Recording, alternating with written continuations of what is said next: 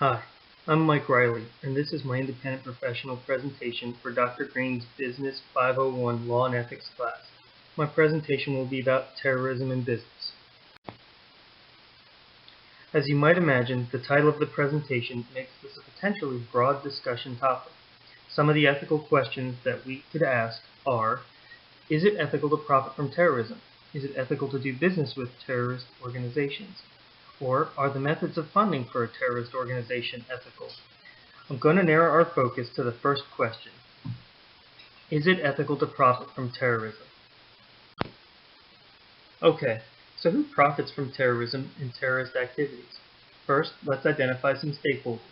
There's the government, business, banks, shareholders, and everyday citizens. I suppose from the other perspective, the terrorists think that they benefit as well, through the spread of fear in relation to accomplishing their agenda, as long as they live long enough to see their agenda through to fruition. So let's start and talk about politicians. How does this group benefit from terrorism? Well, politicians rely on capital for re-election, not just hard cash, but political capital as well. Being a politician and taking a hard line against terrorist activities, even suggesting that we invade a country or go to war, can generate a lot of profit in the form of campaign donations for re-elections. This capital is garnered not just from the populace at large, but from PACs and super PACs as well. Now, let's talk about the PAC men. These PACs, or political action committees, are comprised of various business entities, such as manufacturers of vehicles, planes, Humvees, drones, and tanks, weapons, such as missiles, grenades, bullets, and guns, equipment, such as communication gear and infrastructure, MREs, boots and uniforms, and tents, miscellaneous suppliers of food, oil, and fuel, and the construction industry supplying materials, equipment, and labor for reconstruction efforts. In this way, through contributing to the election of the right politicians who support the right laws that enable the country to go to war or defend against terrorism, do businesses influence terrorism. These businesses are funded by shareholders, who are all too happy to see the value of their stock rise as their companies earn massive amounts of money due to the increased demand for the goods that they produce. This increased demand means increased sales, which means increased revenue for the company, equating to more dividends for the shareholder. If their companies succeed, then the shareholder does well. Some businesses even ask for their shareholders and employees to support certain candidates and legislation in order to influence the political outcome that benefits the business in the long run. When this increased demand hits the company, however, it may be necessary to beef up production, and that means more jobs and more workers and more pay. This means that through our convoluted connect-the-dots explanation here, that the average citizen is profiting from terrorism. Of course, they want to donate to the politician that increased the economy and gave them their job, thereby adding to the politician's political clout and fundraising efforts. Alright, now I'm going to stretch this a bit, but how does the terrorist benefit from all this? Well, other than their agenda, the terrorist co-ops equipment from its enemies as they are killed, claiming tanks, weapons, ammunition, and other supplies. The terrorists are actually the most influential piece on the playing field. They start it all. So what does being the start of it all actually mean? It's how all of these people benefit, business-wise, from terrorism. Money. Because of terrorists, people have jobs. Business makes billions of dollars, politicians are elected to office, and economies grow.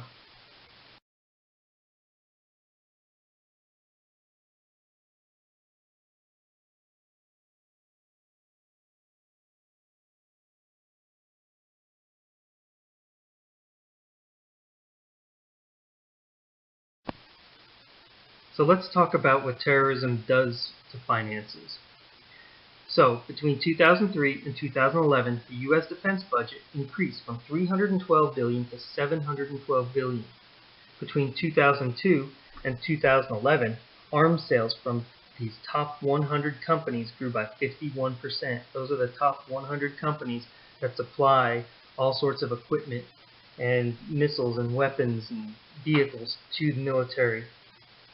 In 2011, $410 billion was made by the 100 largest military contractors. So, let's see how some of the more specific companies benefited.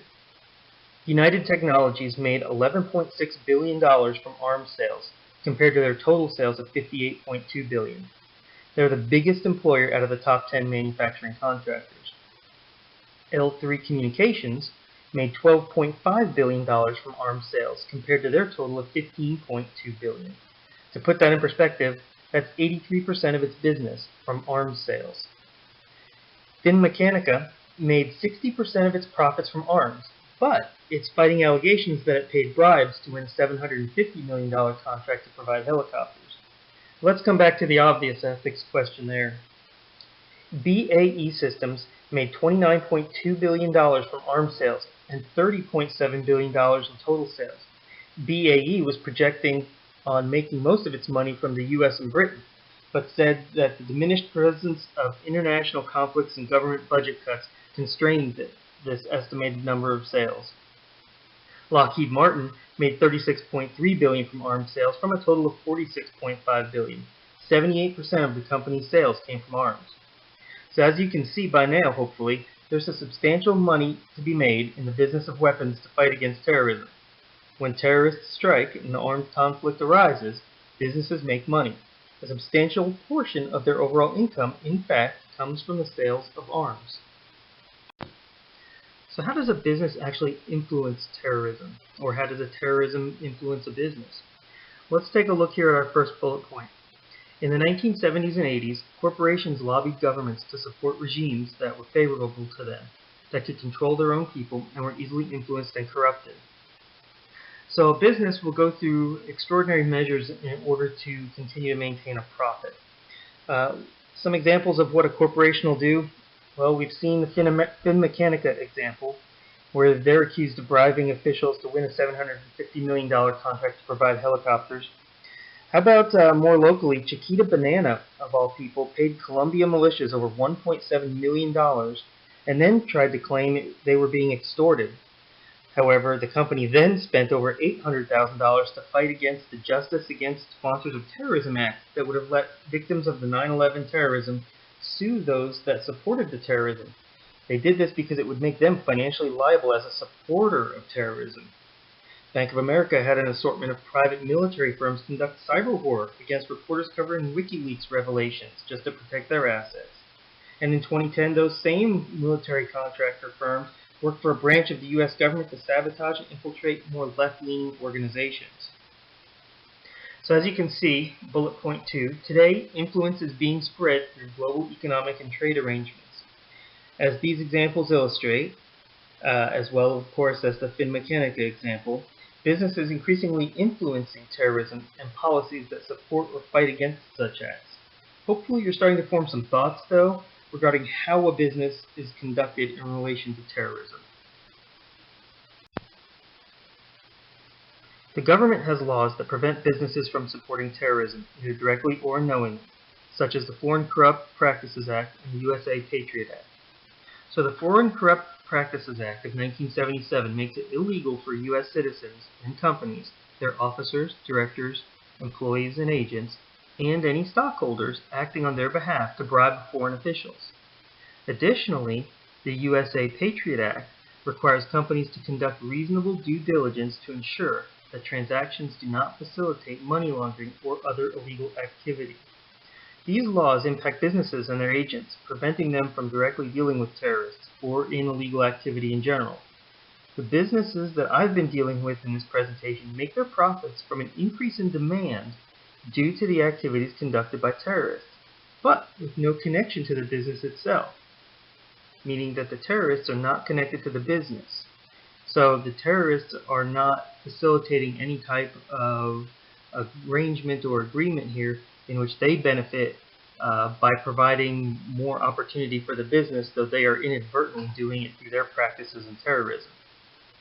So then the question really is, do you think that the profit that these businesses are earning is ethical? So let's define ethics. An ethical issue is a problem, situation, or opportunity that requires an individual, group, or organization to choose among several actions that must be evaluated as right or wrong, ethical or unethical. In relation to terrorism, an ethical issue is a business might find itself in is the choice to price gouge, such as for fuel when suppliers are in jeopardy due to armed conflict in the region. This harkens back to the Gulf War, when Iraq was in Kuwait and fuel prices started to rise. We've never seen 99 cents a gallon since.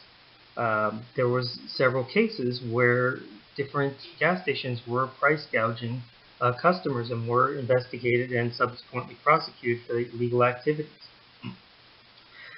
In addition, or in relation to bribing officials for contract awards like Finmeccanica, or bribing local militias or military authorities to allow for passage of goods and worker safety like Chiquita Banana, these are also different ethical situations that businesses find themselves in, and unfortunately, as we've illustrated, they don't always make the correct choice in these matters.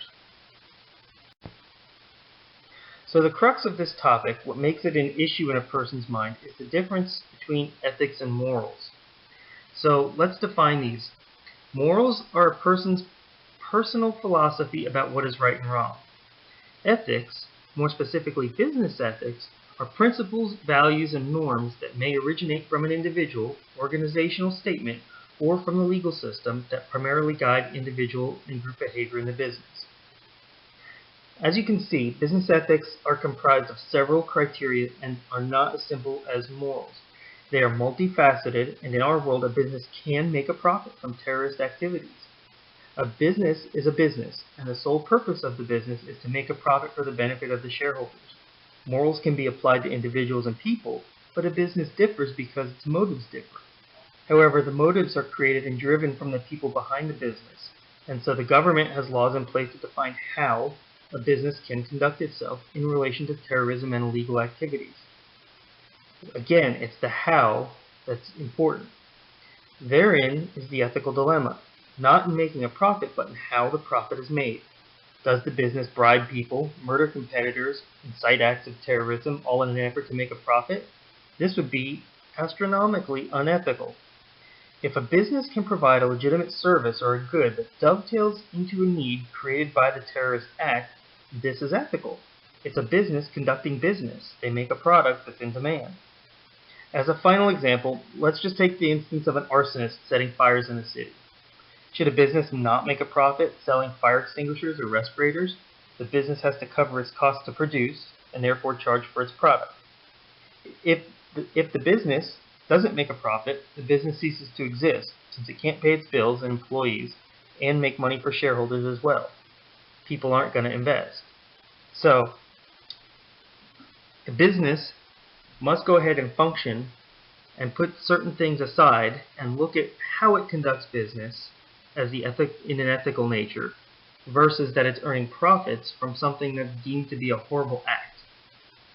So remember, it's not that the profit is made, it's how it's made that's the ethical issue. Thank you for your time in reviewing my presentation.